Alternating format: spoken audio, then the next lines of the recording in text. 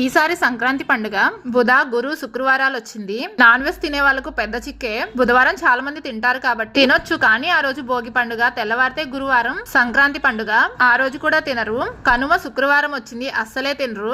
పోనీ వండేసి తినే వాళ్ళకు పెట్టి మిగులున్నది తెల్లారి తిందాము అనుకుంటే తెల్లారి శనివారం వచ్చింది. పోన్లే ఆదివారం వండుకుందామంటే తెల్లవారితే స్కూల్స్ ఉంటాయి కాబట్టి ఆ రోజు అందరూ సర్దుకునే పనిలో ఉంటారు. అందుకే అన్నాను పెద్ద చిక్కే వచ్చిందని. అన్ని రోజులు వండటం కుదరదు కాబట్టి మా ఆంటీ ఈ రోజే నాన్ వెజ్ చేస్తుంది.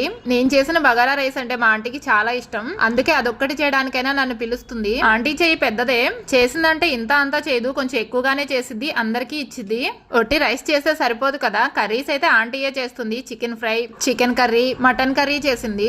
నేను వెళ్ళేప్పటికి చికెన్ కర్రీ చేసేసింది. నేను పలావ్ చేస్తుంటే తను ఫ్రైకి చికెన్ ఉడకబెడుతుంది, అలాగే మటన్ కర్రీ కూడా చేసుకుంటుంది. మీరు కూడా మా ఆంటీ లాగా ముందే వండేసుకుంటున్నారా చెప్పండి. ఈ వీడియో మీకు నచ్చితే ఒక లైక్ చేయండి, సబ్స్క్రైబ్ చేసుకోండి.